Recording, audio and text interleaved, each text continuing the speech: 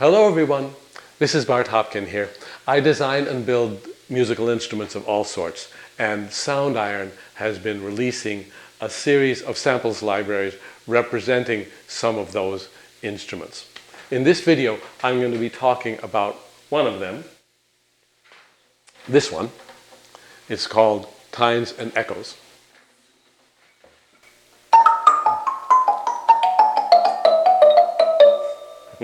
Yeah, so there's Tines and Echoes. If you get the Tines and Echoes samples library from Soundiron, what you're going to get is a gazillion samples representing every sound that this thing can possibly make. And you'll also get a set of software tools which allow you to digitally manipulate those sounds in every way you can imagine. And I can tell you that some people have done some fantastic and some fantastically unexpected manipulations with those sounds. But that's kind of the opposite of what I'm going to be talking about in this video. In this video, I'm going to be talking about what I was thinking about in designing the acoustic instrument, what I was after in the sound prior to any kind of digital manipulation. So my original idea, my starting point in designing this instrument is that I wanted something that would have an initial sound that was a very short and sharp and had essentially no sustain.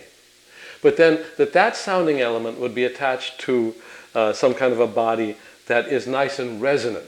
So that resonant body provides a nice natural reverberance to the initial short sound.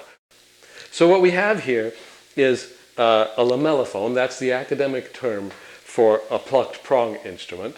So this is a lamellophone in which the tines are specially designed to have very little sustain. They have almost no sustain, and they're also mounted in a way that makes them have very little sustain, but allows them to give a nice jolt to whatever they're mounted to.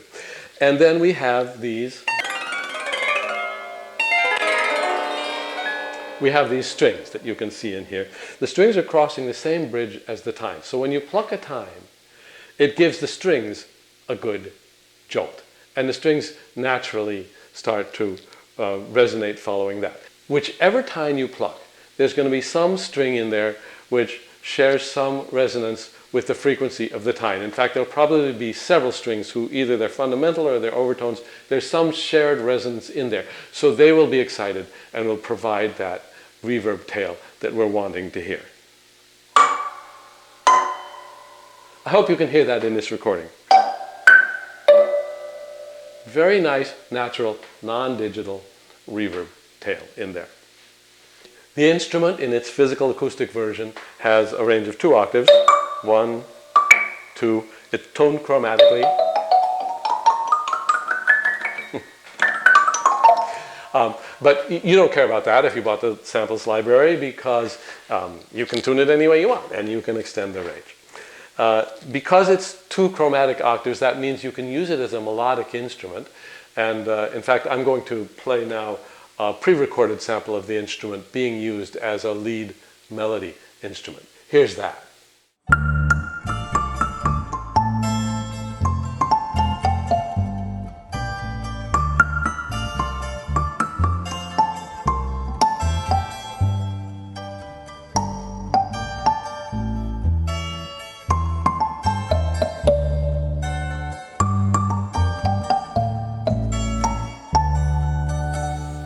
And of course, the instrument in either digital or acoustic form can be used for chords as well. That was a bunch of random chords. I actually don't know what notes I was playing. It can be used chordally.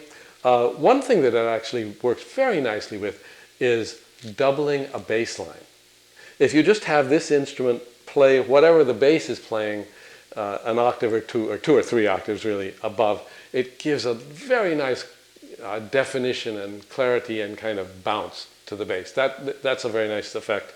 One of the main things I love about this instrument is the fact that even in a very dense sound environment, even in a very dense set of musical surroundings, it can be heard without having to be very loud. It will cut through. And not only that, it retains a kind of transparency, so it never crowds the musical arrangement.